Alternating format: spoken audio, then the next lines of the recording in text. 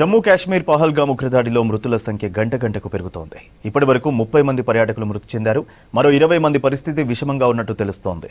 Issue serious గా మారడంతో హుటాహుటిన జమ్మూ కాశ్మీర్ కు బయలుదేరి వెళ్లారు కేంద్ర హోంమంత్రి అమిత్ షా. ప్రస్తుత పరిస్థితిపై అధికారులతో సమీక్షిస్తున్నారు. సహాయక చర్యల కోసం ప్రత్యేక కంట్రోల్ రూమ్ ఏర్పాటు చేశారు అధికారులు. కాశ్మీర్లో గత 20 ఏళ్లలో ఇదే అతిపెద్ద ఉగ్రదాడి.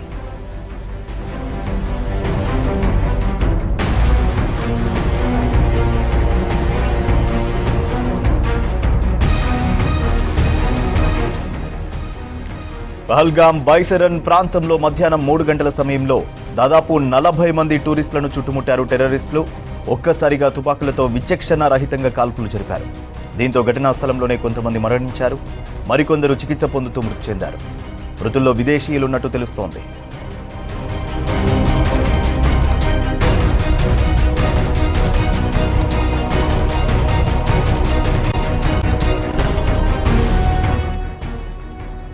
మినీ స్విట్జర్లాండ్గా పిలిచే బైసరన్ ప్రాంతానికి కేవలం కాలినడకన లేదా గుర్రాలపై మాత్రమే చేరుకునే అవకాశం ఉంది. దీంతో సహాయక చర్యలు చేపట్టడం ఇబ్బందిగా మారింది. మరోవైపు ఘటనా స్థలానికి చేరుకున్న అధికారులు గాయపడిన వారిని హెలికాప్టర్ ద్వారా హాస్పిటల్కు తరలించారు. పరిస్థితిని ఎప్పటికప్పుడు పర్యవేక్షిస్తున్నట్టు చెప్పారు సీఎం ఒమర్ అబ్దుల్లా.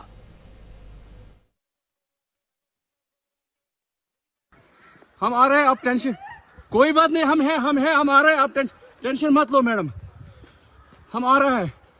कहाँ पे आपका बेटा कहाँ पे है? జమ్మూ కాశ్మీర్ ఉగ్రదాడిని తీవ్రంగా ఖండించారు ప్రధాని మోదీ. సౌదీ పర్యటనలో ఉన్న ప్రధాని కేంద్ర హోంమంత్రి అమిత్ షాతో ఫోన్లో మాట్లాడారు. ప్రస్తుత పరిస్థితిపై ఆరా తీశారు.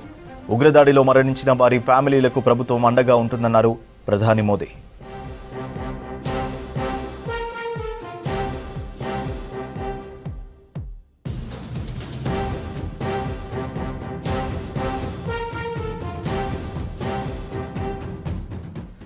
పహల్గామ్లో పర్యాటకులపై ఉగ్రవాద దాడిని తీవ్రంగా ఖండించారు ఎల్ఓపి రాహుల్ గాంధీ.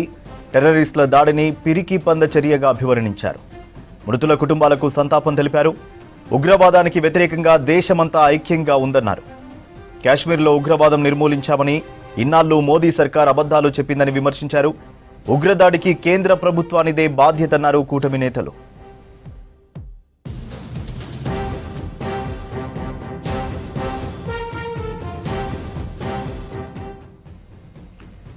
జమ్మూ కాశ్మీర్లో పర్యాటకులపై దాడిని ప్రపంచ దేశాలు ఖండించాయి.